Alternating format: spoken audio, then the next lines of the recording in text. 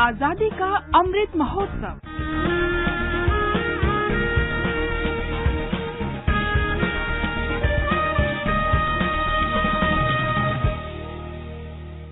Azadi ka Safar with AIR News. India's glorious fight for freedom is one of the greatest struggles the modern world has ever witnessed. AIR News brings you a glimpse of the valiant struggle every day.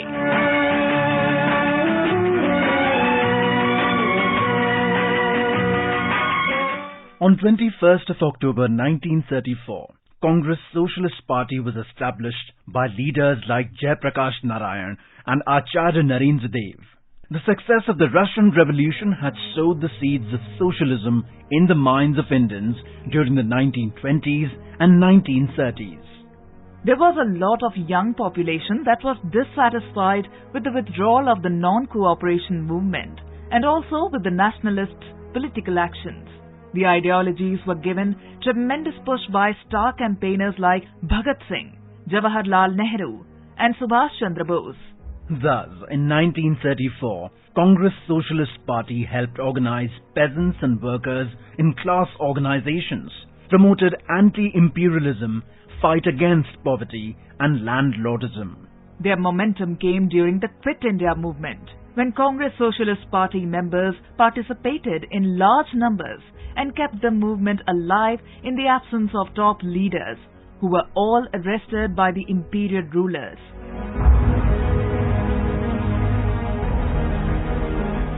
On the 21st of October 1943, Netaji Subhash Chandra Bose announced the establishment of the Provisional Government of Azad Hind in Singapore. It was known as Arzi Hukumat-e-Azad Hind. The provisional government not only enabled Bose to negotiate with the Japanese on an equal footing, but also facilitated the mobilization of Indians in East Asia to join and support the INA. कोई नहीं कह सकता है कि लोग इस जंग में शरीक होंगे, उनसे कितने लोग निकलेंगे जिंदा हो, हम जिंदा रहेंगे या तो मरेंगे, कोई बात नहीं है। बात सही बात यह है, आम बात यह है, आखिर में हमारी कामयाबी होगी, हिंदुस्तान आजाद होगा। Netaji proclaimed total mobilization.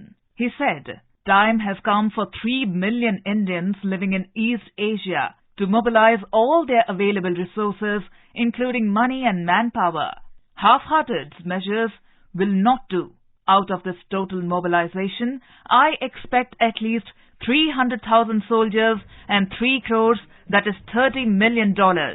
With the formation of the Provisional Government of Azad Hind, mobilization of the Indian communities for armed struggle was stepped up.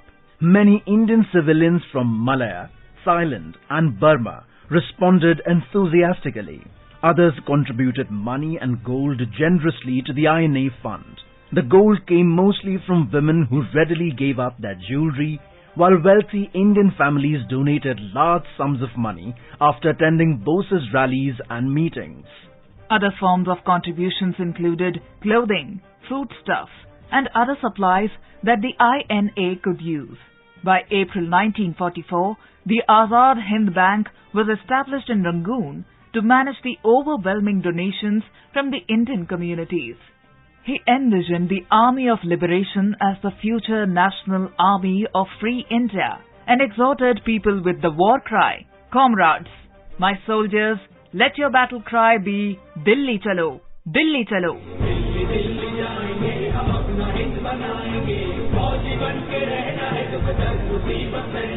Under the Provisional Government, Bose was the head of the state, the Prime Minister and the Minister for War and Foreign Affairs. Captain Lakshmi headed the women's organization, while S.A. Iyer headed the publicity and propaganda wing. Ras Bihari Bose was designated as the supreme advisor. Soon after the announcement, the provisional government had received recognition from various countries, till its dissolution when Japan lost to Allied powers. Azad Hind Fauj was an imminent threat for the British might.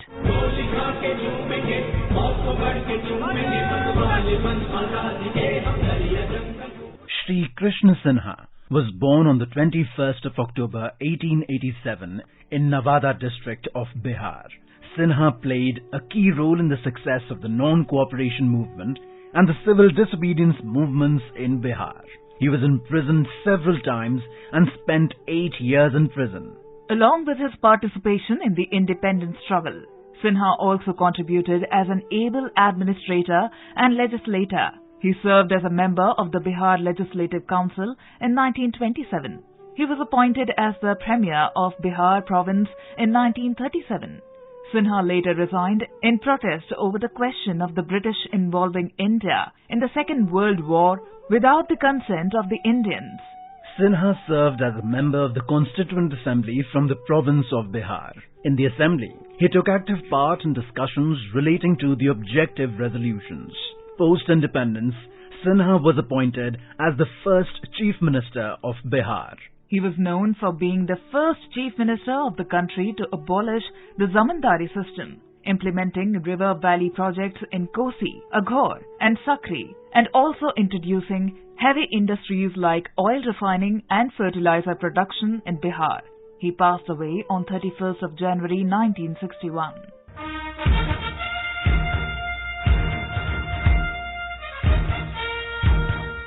That brings us to the end of this episode of Azadi Ka Safar AIR News ke Sang.